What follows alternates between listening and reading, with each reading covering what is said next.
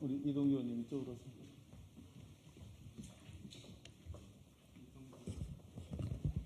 이쪽으로 가운데 쓰면 되죠.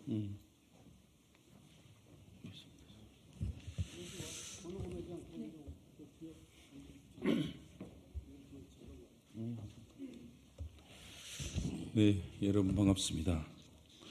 더불어민주당 정책위원회 의장 이계호 의원입니다.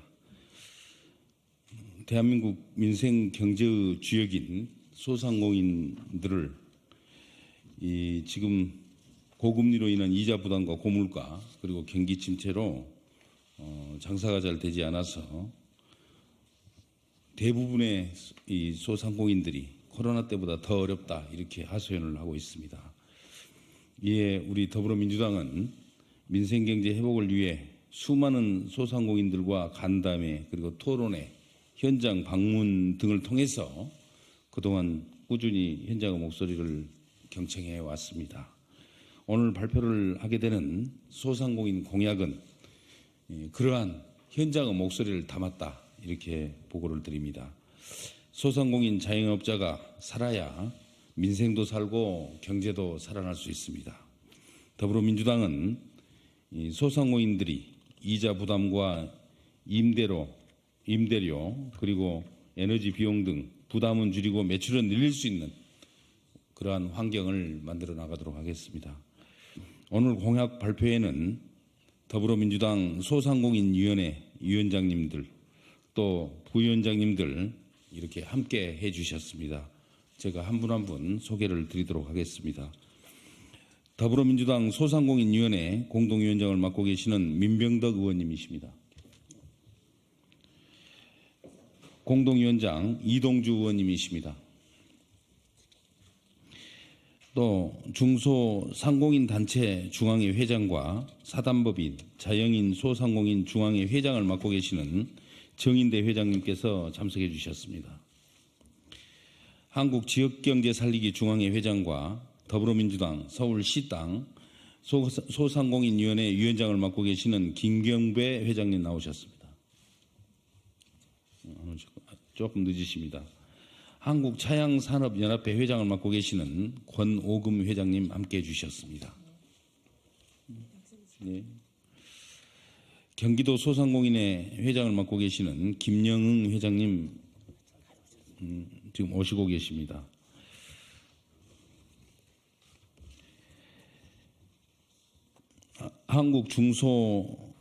한국중소상인 자영업자 총연합회 회장을 맡고 계시는 방기영 회장님 함께해 주셨습니다. 서울 망원시장 상인회 회장님이신 김진철 회장님 나오셨습니다. 마지막으로 더불어민주당 소상공인위원회 대변인을 맡고 계십니다. 이승훈 대변인님 함께 하셨습니다. 소상공인 그리고 자영업자들의 권익보호를 위해 노력해 주시는 부위원장님들의 인사 말씀을 간단히 듣도록 하겠습니다. 누가 한번 나오셨어요? 부위원장님. 네. 제가 먼저 하게 되네. 예. 좀 전에 소개받은 중소상공인 단체 중앙회 회장 정인대입니다. 오늘 발표 공약에서 약간 부족한 부분이 있을 것 같아서 제가 좀 몇 가지 첨언을 합니다. 자영업 대출 위험은 이미 임계점을 넘은 상태입니다. 자영업자 대출은 1,000조가 넘었고 가계대출은 2,000조가 넘은 상태입니다. 문제는 이런 대출을 어떻게 해결할 수 있는가 하는 점입니다. 저는 다음에 몇 가지 방안을 자영업 부채 해결 대책으로 제시합니다.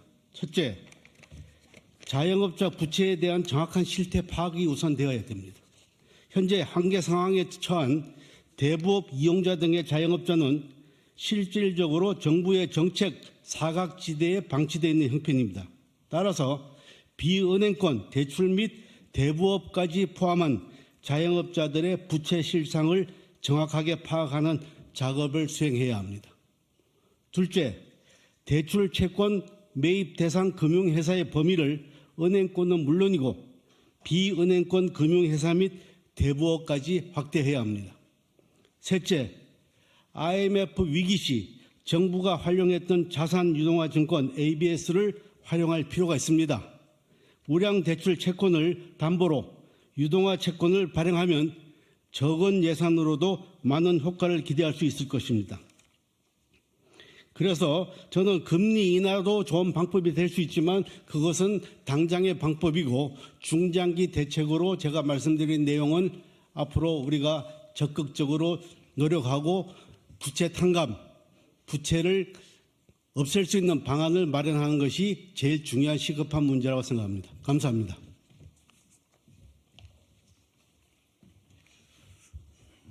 다른 분들은 있으신가요? 예, 반갑습니다. 한국중소상인 자영업자 총연합회 회장 방기호입니다. 오늘 발표되는 8가지 민주당 공약은 4월달 총선 이후 꼭 당을 통해서 실현되기를 기대합니다. 8가지 담긴 공약도 중요하지만 지금 자영업자들은 그야말로 너무나 어려운 상황에 처해 있습니다. 앞과 뒤가 꼭꼭 막히고 옆 좌우가 막힌 그야말로 협곡에 처해 있는 3년 초과의 입장에 놓여 있습니다. 8가지 대책으로 저는 불가능하다고 생각합니다.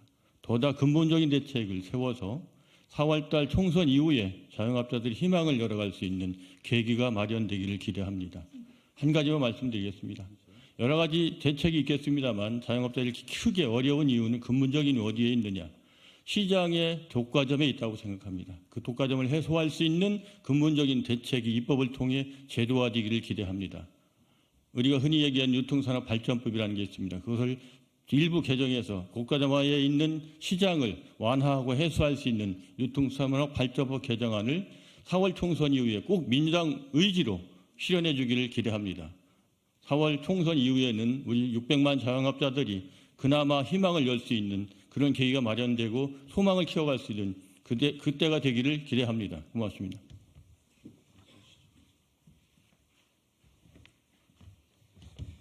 안녕하십니까. 저는 망원시장 상인회장 김진철입니다. 이번 설 이야기를 안 할 수가 없는데요. 설 민심은 흉흉했습니다. 망원시장 상인들조차도 우울한 설을 보내지 않았나 싶습니다. 망원시장이 이럴진데 다른 시장들은 어떠했겠습니까? 금사과, 금귤, 금딸기 이런 신조어들이 만들어질 정도로 고물가에 시달렸고 그러다 보니 소비 심리는 진짜 말도 할 수 없을 정도로 위축돼 있었습니다. 고객들이 시장에 와서 설 제사 음식들을 준비해야 되는데 뭐 30만 원 갖고 택도 없었습니다. 이런 물가 속에서 자영업자들이 무슨 장사를 할 수 있는 힘이 있었겠습니까? 정부가 지금 무대책으로 일관하고 있는데요. 속히 이런 자영업자들에 대한 대책들을 과감하게 펼칠 필요가 있다고 생각을 합니다. 더불어민주당도 오늘 발표하는 공약으로 만족할 것이 아니고 보다 더 심도 있고 혁신적인 공약이 발표되어야만 자영업자들에게 힘이 되리라고 생각합니다. 이상입니다.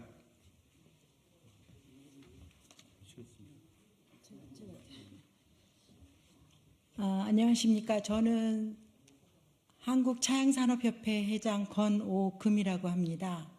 제22대 민주당 소상공인 공약 발표집 잘 읽어보았습니다. 응원합니다. 그러나 우리가 소상공인이라 하면 상인과 공인이 엄연히 엄격하게 많이 다릅니다. 이 모든 정책과 공약에 세부적으로 상인과 공인에 대해서 구분해서 정책을 만들어서 소상공인이 느낄 때 민주당은 진심으로 소상공인을 아끼고 소중하게 생각하는구나 하는 그런 진심이 느껴지는 공약집으로 거듭나기를 바랄 뿐입니다. 감사합니다.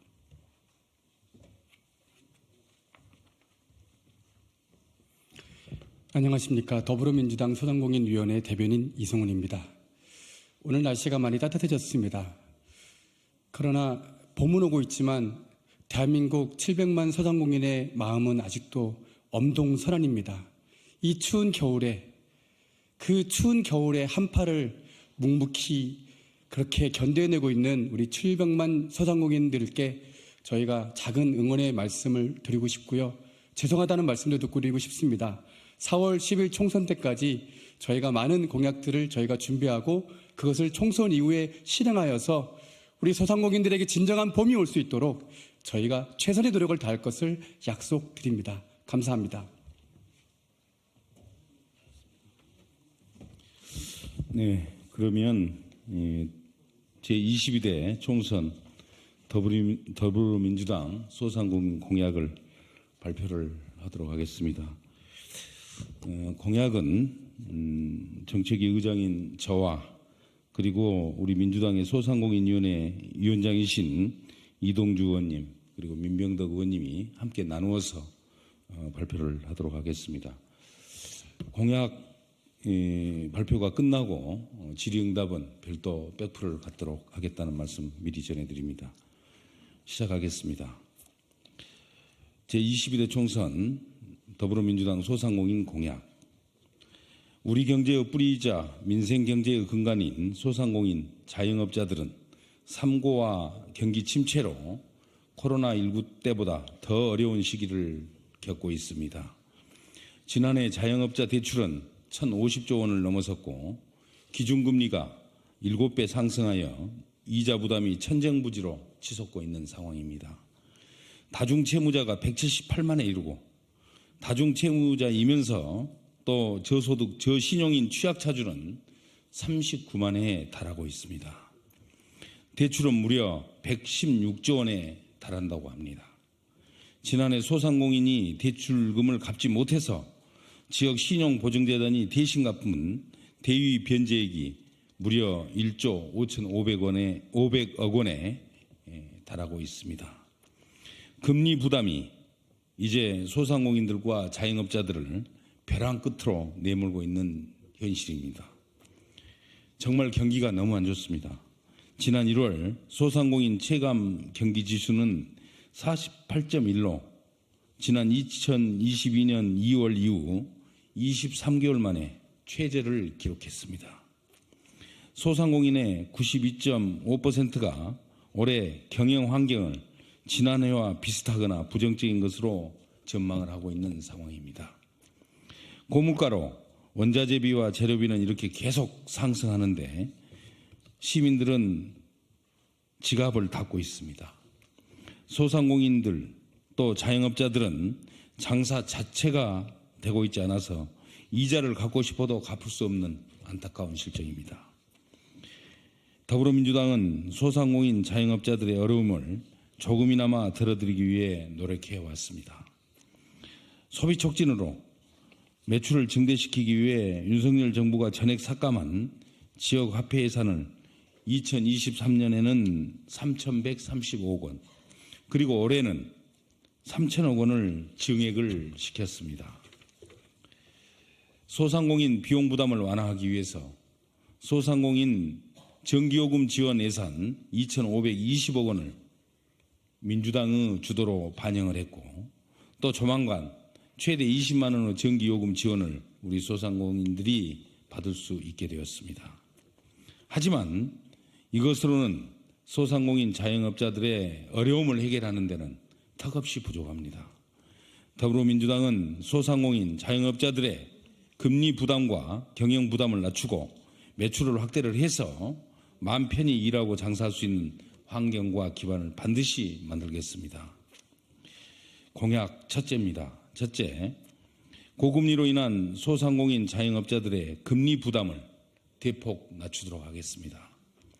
소상공인 정책 자금을 지금보다 2배 이상 확대를 해서 저금리 대환대출 예산을 대폭 반영하여 소상공인 자영업자들에게 이자 감면 혜택을 제공하겠습니다. 소상공인이 급하게 필요할 때 이용하는 고금리의 보험 약관 대출을 합리적인 가상금리 책정으로 저금리로 전환토록 하겠습니다.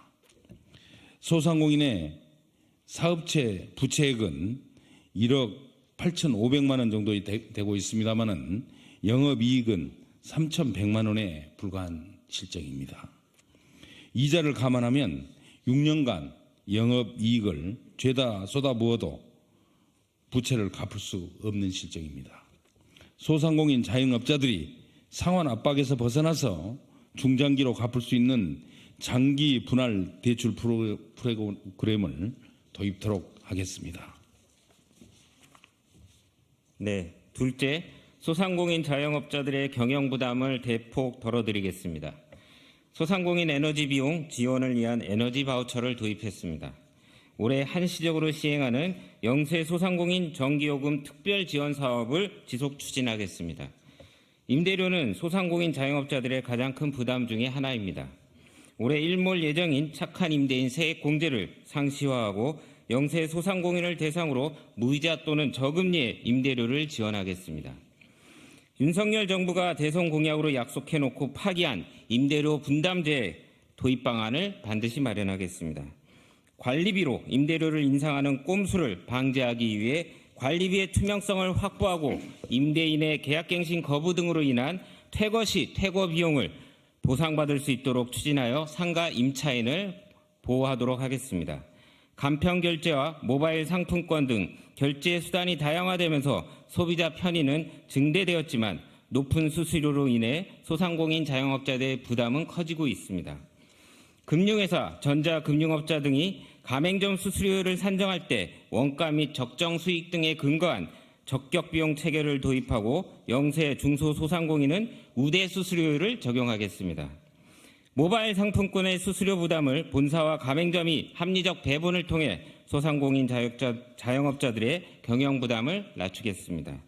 셋째, 지역화폐와 온누리 상품권 발행 규모를 대폭 확대하여 소상공인 자영업자의 매출을 늘리겠습니다. 코로나19보다 어려운 시기인 만큼 코로나 시기보다 지역화폐 발행 규모를 대폭 확대하여 골목상권을 살리겠습니다. 지역화폐의 국비 지원을 상시화하고 온누리 상품권의 사용처를 합리적으로 개선하고 확대하겠습니다. 전통시장에만 적용되는 신용카드 소득 공제를 지역화폐와 온누리 상품권이 사용 가능한 소상공인들의 모든 점포로 확대해서 매출 증대에 도움이 되도록 하겠습니다. 넷째, 소상공인 자영업자의 폐업지원금을 확대하고 신속한 제도전을 지원하겠습니다.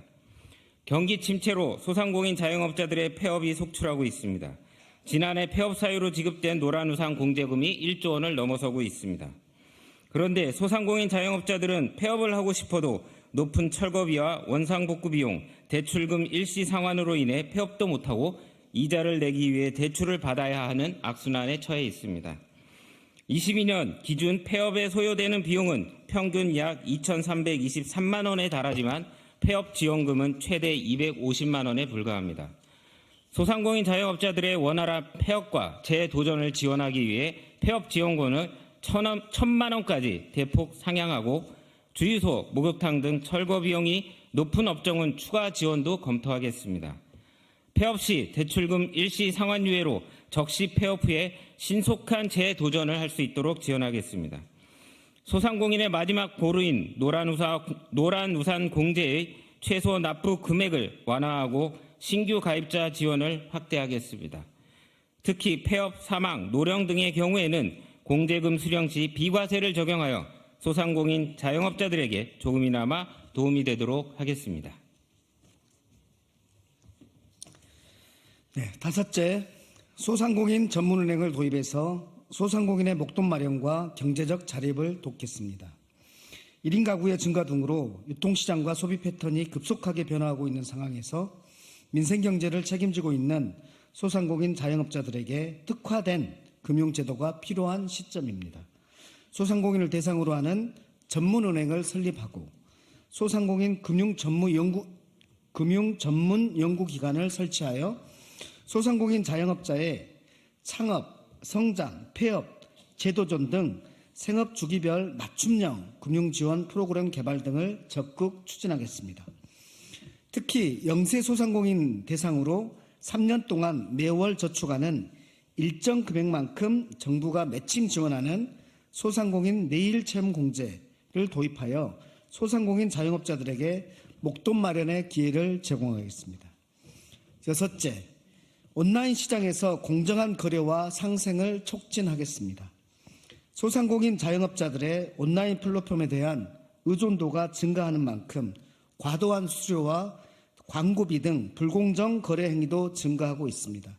온라인 플랫폼 입점업체인 소상공인 자영업자들을 보호하고 상생하기 위해 플랫폼 사업자의 불공정 거래 행위를 금지하고 국내외 거대 플랫폼 사업자의 독과점에 따른 폐해 방지를 위한 법적 근거를 마련하겠습니다.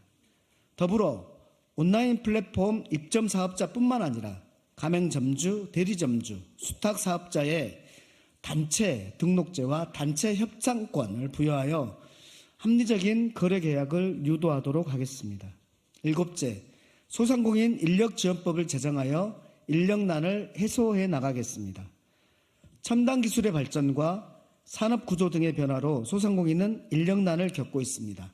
소상공인 구인, 구직 연계 강화, 지역, 업종, 직종별 인력 양성 사업 등 소상공인 인력지원법을 제정하여 인력난을 해소하겠습니다. 여덟째, 화재로부터 소상공인 자영업자의 재산을 지켜내겠습니다. 지난 서천시장 화재처럼 전통시장과 상점과의 큰 불이 발생하면 소상공인 자영업자들은 한순간에 삶의 터전과 재산을 잃게 됩니다. 화재 공제에 가입했어도 보장 한도가 낮아 피해를 감당하기 어렵습니다. 화재 공제 대상 범위를 전통시장뿐만 아니라 주변 상점가와 화재에 취약한 골목 상권까지 확대하겠습니다. 또한 보상 한도를 현실화하고 30.6%에 불과한 화재 공제 가입률을 높여 화재로부터 소상공인 자영업자들의 재산을 지키겠습니다. 소상공인 자영업자가 살아야 민생도 살고 경제도 살아납니다. 더불어민주당은 3고와 경기 침체로 큰 어려움을 겪고 있는 소상공인 자영업자들이 부담은 줄이고 매출은 늘릴 수 있는 환경을 반드시 만들겠습니다. 감사합니다. 수고했습니다. 예, 수고했습니다.